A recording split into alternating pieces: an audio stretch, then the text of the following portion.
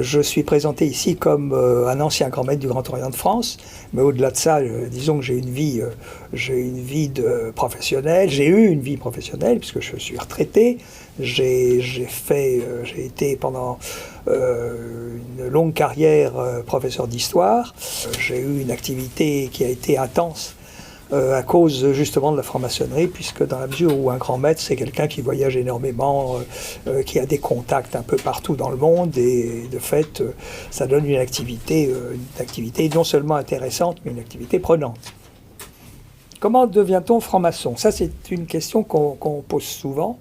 On devient franc-maçon en le demandant. C'est une simplicité totale, absolue. Alors, il n'est pas facile d'entrer en franc-maçonnerie. Parce qu'on demande à quelqu'un d'avoir une conduite morale, d'abord. On lui demande ensuite d'avoir des curiosités intellectuelles. On ne lui demande pas des diplômes, on ne lui demande pas d'avoir un niveau intellectuel, etc. Non, pas du tout. On lui demande simplement d'avoir des curiosités. C'est important.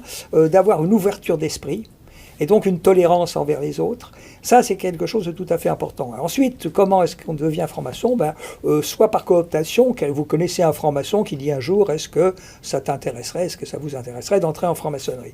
Ou bien suite, peut-être à une conférence publique, ou bien une émission de télévision, ou bien en demandant directement au siège des obédiences. Voilà. Donc, il est pas facile d'y entrer, mais il est facile d'en sortir, puisqu'il suffit de démissionner pour sortir de la franc-maçonnerie. Et si je dis ça, c'est tout simplement parce que c'est le contraire de ce qui se passe avec les sectes.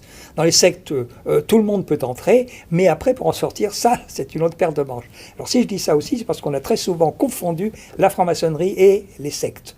Et je crois que ça, c'est quelque chose qui est en train de disparaître, en voie de disparition, mais enfin, je pense que tout le monde le sait aujourd'hui.